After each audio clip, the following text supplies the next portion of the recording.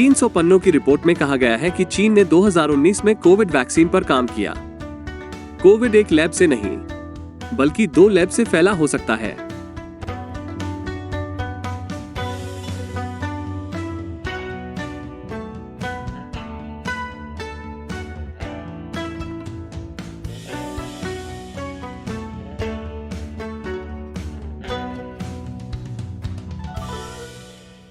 China uncensored में आपका स्वागत है। मैं क्रिस चैपल हूं। चीन शुरुआत से ही कोविड की उत्पत्ति के बारे में बेहद गोपनीय रहा है।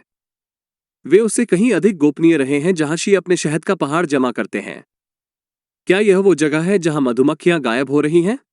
आधिकारिक तौर पर प्रारंभिक चीनी कहानियों ने दिसंबर 2019 के मध्य से अंत तक कोविड को वुहान में एक गीले बाजार से जोड़ा।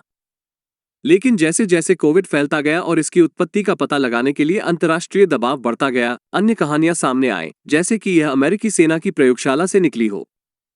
लेकिन बहुत सारे परिस्थितिजन्य साक्ष्य हैं कि कोविड वास्तव में एक चीनी लैब रिसाव से उत्पन्न हुआ है, जो कि मैं कह रहा हूं कि वर्षों से एक वास्तविक संभावना थी। नेशनल इंटेलिजेंस के पूर्व निदेशक जॉन रैटक्लिफ निश्चित रूप से ऐसा सोचते हैं। A lab leak is the only explanation credibly supported by our intelligence, by science, and by common sense.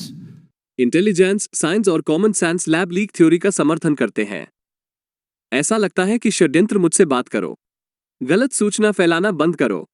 कोई निश्चित प्रमाण नहीं है अभी तक। लेकिन पिछले हफ्ते सेनेटर रोजर मार्शल एमडी ने मड्डी वाटर्स नामक कोविड की उत्पत्ति पर 300 पन्नों की एक रिपोर्ट जारी की। और इसमें कहने के लिए कुछ दिलचस्प बातें हैं, जैसे कि चीन ने 2019 के मध्य नवंबर में SARS-CoV-2 के लिए टीके विकसित करना शुरू कर दिया, प्रकोप की आधिकारिक शुरुआत से पहले। हाँ, यह 1 या 2 प्रश्न उठाता है। रिपोर्ट पूर्व सेनेटर रिचर्ड बूर की महामारी की जांच का परिणाम है। इसे अमेरिकी स्वास्थ्य और मानव सेवा के एक पूर्व अधिकारी रॉबर्ट कैडलेक द्वारा तैयार किया गया था, जिन्होंने ऑपरेशन वार्प स्पीड का नेतृत्व किया था, जो जनता को कोविड के टीके दिलाने के लिए प्रेरित करता था।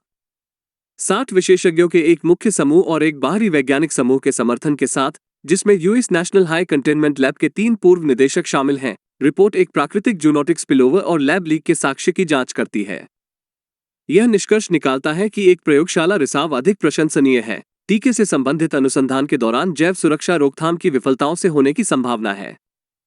3 साल से मैं जो कह रहा हूं, उसे पूरा करने के लिए उन्हें इतने सारे विशेषज्ञों और एक पूरी जांच की जरूरत थी। यह एक पूर्ण कांग्रेस की सुनवाई की तरह है कि कैट्स एक अच्छी फिल्म थी या नहीं। हास्यास्पद मत बनो, यह एक परिपूर्ण फिल्म थी। कैडलेक ने कहा कि यह टीका अनुसंधान संभवतः 2000 के दशक की शुरुआत में सार्स के प्रकोप जैसी भविष्य की स्थितियों को रोकने के लिए विशेष रूप से अभिप्रेत था। लेकिन चीनी बायोलैब्स में सुरक्षा मानक अच्छे नहीं हैं। यदि आप इसके बारे में अधिक जानना चाहते हैं तो मैं नीचे एक लिंक छोड़ दूंगा। तो रिपोर्ट कैसे इस निष्कर्ष पर पहुंचती है कि प्रयोगशाला में रिसाव की संभावना अधिक है? आप जानते हैं, बुद्धि, विज्ञान और सामान्य ज्ञान के अलावा। ठीक है, जैसा कि मैंने पहले कहा था, रिपोर्ट प्राकृतिक स्पिलओवर और लैब लीक दोनों के लिए मौजूदा सबूतों की जांच करती है। हालांकि यह प्राकृतिक उत्पत्ति का समर्थन करने वाले कुछ सबूतों को देखता है, प्रयोगशाला रिसाव का एक मजबूत मामला है। प्राकृतिक स्पिलओवर तर्क में बहुत सारे छेद हैं। उदाहरण के लिए, अभी तक किसी ने भी प्राकृतिक रूप से पाए जाने वाले वायरस को कोरोना वायरस के समान संरचना के साथ नहीं पाया है। पुष्टि करने के लिए महत्वपूर्ण डेटा की आवश्यकता होगी जो चीन नहीं सौंप रहा है। हालांकि कई कारणों से एक प्रयोगशाला रिसाव संभव लगता है, और चीन का व्यवहार निश्चित रूप से ऐसा प्रतीत होता है। वे इस बारे में वास्तविक छायादार अभिनय कर रहे हैं। ठीक है, सामान्य से अधिक छायादार, जो कुछ कह रहा है। जैसे कोई कह रहा हो, मार्क जुकरबर्ग आज अजीब व्यवहार कर रहे हैं। आज चीन का दावा है कि महामारी 2019 के मध्य से दिसंबर के अंत तक शुरू हुई, लेकिन कई वैज्ञानिक मॉडल पहले की तारीखों का संकेत देते हैं, जैसे मध्य अक्टूबर या मध्य नवंबर। ये पहले की मीडिया रिपोर्ट से मेल खाता है। साथ ही वुहान अस्पताल के दौरे और उस दौरान खांसी से संबंधित ऑनलाइन खोजों के उपग्रह चित्र। ऐसा लगता है कि चीन को बहुत पहले ही पता चल गया था कि कोविड एक समस्या बनने जा रहा है, यहां तक कि प्रकोप से पहले ही, वास्तव में इतनी जल्दी कि उसने शायद नवंबर 2019 में या उससे भी पहले एक टीका विकसित करना शुरू कर दिया था। कई लोगों का मानना है कि कोविड की उत्पत्ति एक नहीं, बल्कि 2 चीनी लैब लीक से हुई है। लोग 2 प्रयोगशाला रिसाव के निष्कर्ष पर कैसे पहुंचे? मैं ब्रेक के बाद उस पर पहुंचूंगा। वापसी पर स्वागत है। सीनेट की एक नई रिपोर्ट इस विचार को प्रस्तुत करती है कि कोविड 2 लैब लीक से उत्पन्न हुआ हो सकता है। लेकिन वे वहां कैसे पहुंचे? सबूत बताते हैं कि महामारी के आधिकारिक रूप से शुरू होने से बहुत पहले से चीन अजीब तरह से काम कर रहा था। जून से अगस्त 2019 तक वुहान इंस्टीट्यूट ऑफ वायरोलॉजी नेतृत्व ने कई रिपोर्टें प्रकाशित की। उपकरण और प्रशिक्षित कर्मियों की सीमित उपलब्धता के कारण जैव सुरक्षा संबंधी कमियों के बारे में चिंता व्यक्त करना, जो कि समय की बर्बादी थी, क्योंकि चीन सुरक्षा प्रोटोकॉल की उतनी ही परवाह करता है जितनी कुत्ते आपकी व्यक्तिगत जगह का सम्मान करते हैं। फिर वुहान में सरकारी चिकित्सा और सार्वजनिक स्वास्थ्य संस्थाओं ने पीसीआर की खरीद शुरू की और संक्रामक रोग फैलने के अभ्यास आयोजित किए जो विशेष रूप से नोवेल कोरोनावायरस के लिए लक्षित थे। ध्यान रखें कि सार्स संकट के बाद भी चीन ने विशेष रूप से कोरोना वायरस पर इस प्रकार के सुरक्षा अभ्यास पहले कभी नहीं किए। लेकिन वो शायद सिर्फ एक संयोग था। हर बार जब मैक्रिब वापस आता है तो मैं 5 पाउंड डालता हूं। बस एक मीठा स्वादिष्ट संयोग। सितंबर में असामान्य गतिविधि की झड़ी लग गई, शायद किसी पिछली घटना की प्रतिक्रिया में। वुहान सरकार ने सार्वजनिक स्वास्थ्य मेमो का मसौदा तैयार किया, जबकि सीसीपी ने जांच की और वुहान इंस्टीट्यूट ऑफ वायरोलॉजी ने अंतर्राष्ट्रीय शोधकर्ताओं द्वारा एक्सेस किए गए डेटाबेस को हटा दिया, सुरक्षा बढ़ा दी और बहुत कुछ जो निश्चित तौर पर संदेहास्पद है। अक्टूबर के मध्य तक वुहान में अमेरिकी महावाणिज्य दूतावास खराब फ्लू के मौसम की शुरुआत के बारे में जागरूक हो गया, जो हमें चीन के वैक्सीन कार्यक्रमों की ओर ले जाता है। 2020 की शुरुआत में चीन ने 2 वैक्सीन पेटेंट इतनी तेजी से जारी किए कि कुछ भौहें तन गईं, जो संभवतः उनके अप्रभावी टीकों के दुष्प्रभावों में से एक हो सकता था। पहला 2020 के फरवरी में सामने आया था। चीनी सैन्य वैज्ञानिक झोउ यूसेन ने वुहान इंस्टीट्यूट ऑफ वायरोलॉजी के शोधकर्ताओं के साथ मिलकर वायरस को वैश्विक महामारी घोषित करने से पहले एक कोविड वैक्सीन पेटेंट दायर किया था। तभी रहस्यमय परिस्थितियों में उनकी मौत हो गई। लेकिन इस तरह का पेटेंट आवेदन करने के लिए झोउ को एक जीवित कोविड वायरस और उसके अनुक्रम तक पहुंच की आवश्यकता होगी। हाँ, तुमने यह सही सुना। उन्हें एक जीवित SARS-CoV-2 वायरस की आवश्यकता होती, और रिपोर्ट में विशेषज्ञों ने सुझाव दिया कि उन्हें इसकी आवश्यकता नवंबर 2019 के बाद नहीं होगी, जो निश्चित रूप से गीले बाजार के प्रकोप से 1 महीने पहले है। कई विशेषज्ञों के अनुसार यह मानने का कारण है कि झोउ सार्स से संबंधित कोरोना वायरस पशु वैक्सीन अनुसंधान वुहान इंस्टीट्यूट ऑफ वायरोलॉजी के शोधकर्ताओं के साथ गर्मियों या 2019 के शुरुआती पतन से बाद में शुरू नहीं हुआ था। इस बीच एक वायरोलॉजिस्ट मेजर जनरल चेन वेई, जो academy of military medical sciences में बायोइंजीनियरिंग संस्थान का नेतृत्व करते हैं, ने चीनी राज्य के स्वामित्व वाली बायोफार्मास्यूटिकल कंपनी सिनोफार्म के साथ सहयोग किया और मार्च 2020 में अपना वैक्सीन पेटेंट जमा किया। इस समय रेखा के आधार पर विशेषज्ञों का मानना है कि चीन को अपने टीके के प्रयासों को दिसंबर 2019 की शुरुआत से पहले शुरू करना होगा, जो चीन द्वारा कोविड महामारी शुरू होने की बात मानने से पहले की बात है। हो सकता है कि चीन आगे की योजना बनाने में महान हो। वैश्विक महामारी के लिए वे कारण हैं क्योंकि वे आगे की योजना बनाने में भयानक हैं। समझ में आता है। यहीं पर टू लैब लीक थ्योरी काम आती है। सिद्धांत यह है कि प्रारंभिक रिसाव सितंबर 2019 से कुछ समय पहले हो सकता है।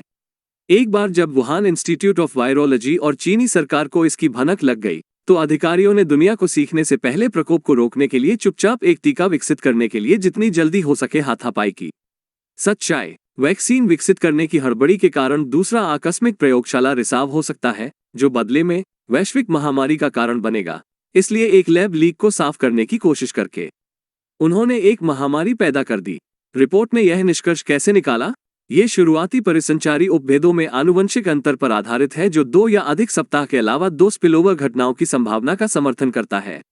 एक वंश दूसरे की तुलना में अधिक उत्परिवर्तन दिखा रहा है, जिसका अर्थ है कि ये दूसरे की तुलना में लंबे समय तक परिचालित किया गया था या संभावित रूप से अधिक व्यक्तियों के माध्यम से पारित किया गया था। उस सिद्धांत का समर्थन करने के लिए रिपोर्ट ने हाल ही में प्रकाशित एक अध्ययन की ओर इशारा किया, जिसने मौजूदा WHO डेटा का विश्लेषण किया। यह इन्फ्लुएंजा जैसी बीमारियों के आउटलेयर की पहचान कर सकता है। शोधकर्ताओं ने 11 से 17 नवंबर 2019 के बीच वुहान इन्फ्लुएंजा जैसी बीमारियों में वृद्धि देखी। प्रकोप गतिविधियों की एक श्रृंखला के साथ मेल खाता है, जो एक संभावित शोध संबंधी घटना का सुझाव देता है। जैसा कि मैंने पहले उल्लेख किया है, वैक्सीन पेटेंट आवेदन थे, लेकिन साथ ही जैव सुरक्षा उपायों का एक समूह भी था। इन जैव सुरक्षा उपायों में चाइनीज अकेडमी ऑफ साइंसेज के एक वरिष्ठ जैव सुरक्षा अधिकारी का दौरा, एक एयर इंसिनरेटर के लिए एक शॉर्ट नोटिस खरीद शामिल है, जो बताता है कि उनके पास संक्रामक सामग्री को पूरी तरह से स्टरलाइज नहीं कर रहा था और 2.5 दिन का समय था। जैव सुरक्षा और जैव सुरक्षा प्रशिक्षण सत्र। इसके बाद हुबेई के वाइस गवर्नर जियो जुहुआ ने BSL-4 प्रयोगशाला का निरीक्षण किया। क्या यह साबित करता है कि वास्तव में प्रयोगशाला रिसाव हुआ था? बिल्कुल नहीं, यह निश्चित रूप से किसी जानवर का था। सबूतों की इस पर्वत श्रृंखला को सच्चाई से विचलित न होने दें। ये सब एक प्रयोगशाला रिसाव की दिशा की ओर इशारा करता है, लेकिन हमारे पास अभी भी निश्चित प्रमाण नहीं है। हालांकि रिपोर्ट का निष्कर्ष है कि परिस्थितिजन्य साक्ष्य की प्रधानता है जो अनजाने में अनुसंधान से संबंधित घटना की ओर इशारा करती है। संभवतः वुहान इंस्टीट्यूट ऑफ वायरोलॉजी में एक एरोसोल रिसाव है। और भी सबूत हो सकते हैं जो कोविड की उत्पत्ति पर प्रकाश डालेंगे। 300 पन्नों की रिपोर्ट में वर्गीकृत खुफिया जानकारी शामिल नहीं है जो अगले 2 महीनों के भीतर जारी होने वाली है। उसके बाहर आने के बाद उसके लिए बने रहें। शायद हमारे पास अंत में एक सुराग होगा जहां कोविड की उत्पत्ति हुई, या कम से कम जहां शी अपना सारा स्वादिष्ट शहद छिपा रहे हैं। और आप जैसे दर्शकों के समर्थन के बिना ये शो अस्तित्व में नहीं होता। YouTube अक्सर इस चैनल से लोगों को विमुद्रीकरण, दमन और गुप्त रूप से अनसब्सक्राइब करता है। यदि आप इस शो का समर्थन करना चाहते हैं तो आप पट्रियन पर शो में योगदान देकर, जिसे मैं चाइना अनसेंसर्ड 50 सेंट आर्मी कहता हूं, उसमें शामिल हो सकते हैं। आपको ढेर सारे शानदार फायदे मिलेंगे, जिनमें मुझसे सवाल पूछने की क्षमता भी शामिल है, जिसका जवाब मैं शो में दूंगा। और देखने के लिए धन्यवाद। एक बार फिर मैं क्रिस चैपल हूं। आपसे अगली बार मिलेंगे।